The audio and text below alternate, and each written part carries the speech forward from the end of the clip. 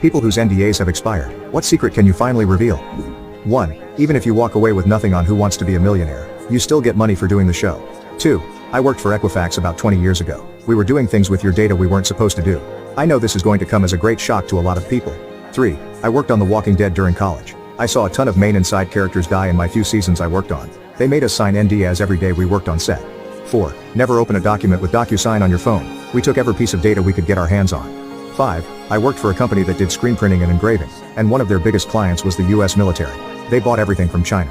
They had a person who would cut out the Made in China tags, and replace them with Made in USA tags. 6. When I worked for state IT we weren't supposed to provide details of what hardware was being used or